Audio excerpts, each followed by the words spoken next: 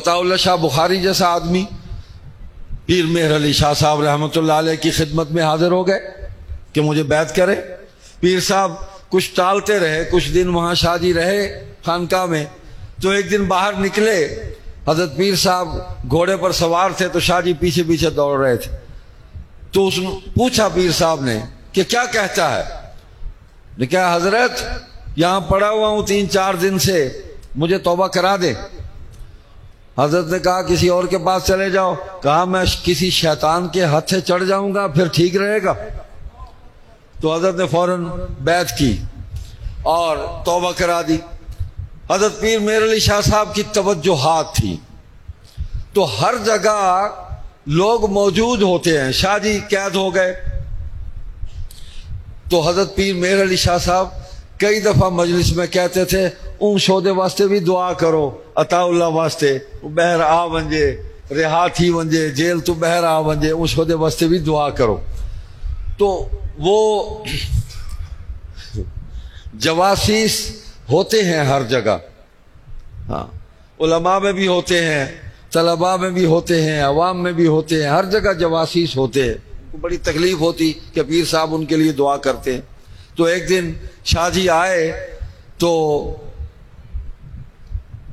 محفل میں سے کسی نے کہا او آ گئے نٹھے ہوئے، یعنی جو یہاں سے بھاگے ہوئے ہیں وہ آ گیا. تو حضرت پیر صاحب رحمۃ اللہ نے فرمایا نہ بھائی نہ، نٹھے ہوئے نہیں ترٹھے ہوئے آ گئے. یہ پیاسے آئے ہیں، بھاگے ہوئے نہیں آئے. پیر صاحب کا انتقال ہو گیا. شاہ جی فرماتے رہے او بھائی کوئی بندہ بتاؤ. مولانا حبیب الرحمن لدھیانوی سے فرمایا یار کوئی بندہ بتاؤ میں کسی کے ہاتھ میں اپنا ہاتھ دے دوں، پریشان ہوں.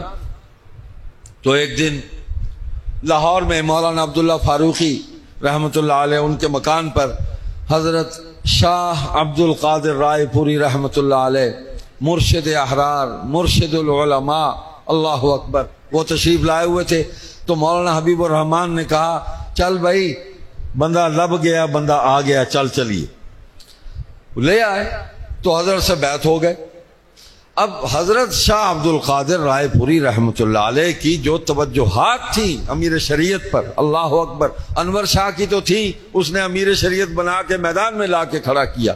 اب میدان میں حفاظت بھی ضروری تھی اور میدان میں اپنے سپاہی کو لڑانا بھی مقصود تھا کہ پوری جرأت سے، بہادری سے اور پوری حفاظت کے ساتھ اس میدان میں کھڑا رہے، استقامت کا مظاہرہ کرے اور قوم کو متحد کر کے عقیدہ ختم نبوت پر پہرا دے. تو حضرت شاہ عبد القادر رائے پوری رحمۃ اللہ علیہ کی دعائیں شامل تھی.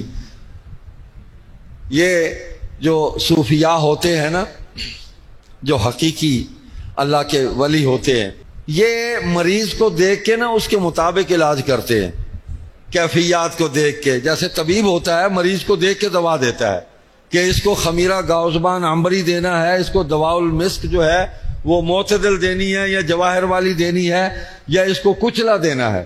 تو بعض مریض جو ہیں وہ ان میٹھی میٹھی دواؤں سے وہ ٹھیک نہیں ہوتے، ان کو پچتی نہیں ہے، جسم عادی نہیں ہوتا تو ان کو کچلا دینا پڑتا ہے.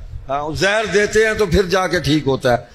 تو شاہ جی نے عرض کیا کہ حضرت کچھ پڑھنے کو بتا دیں. فرمایا میرے شاہ جی آپ تو اپنی تقریر کے ذریعے ہی بہت عبادت کر لیتے ہیں، تو یہی وظیفہ بنا دیا، پوری توجہ اسی پر دے دی.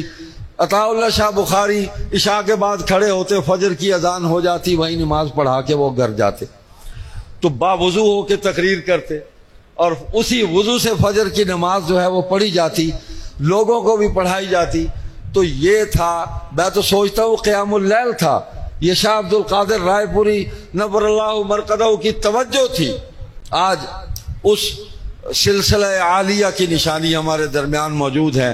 حضرت کے جانشین شاہ عبد القادر رائے پوری رحمۃ اللہ علیہ کے شاہ عبد العزیز تھے رحمۃ اللہ علیہ، ان کے فرزند گرامی ہیں بھائی عبد القادر. تو اللہ ان کو سلامت رکھے. یہ خاموشی کے ساتھ اسی نہج پر، اسی طریقے پر، اسی انداز میں یہ محنت کر رہے ہیں اور اللہ کی مخلوق کو ان کے ذریعے ماشاءاللہ بہت نفع پہنچ رہا ہے. اور ہمیں راحت ہوتی ہے، خوشی ہوتی ہے، ٹھنڈی ہوا آتی ہے ان کی طرف سے کہ یہ اس سلسلے کو لے کر آگے چل رہے ہیں۔ مقصد تصوف کا مقصد ہی یہی ہے کہ اللہ کی مخلوق کو اللہ سے جوڑ دیا جائے، بس مختصر تو مقصد یہی ہے۔ جب اللہ سے جڑ گئے تو سارے اللہ کے حکم مان لیے۔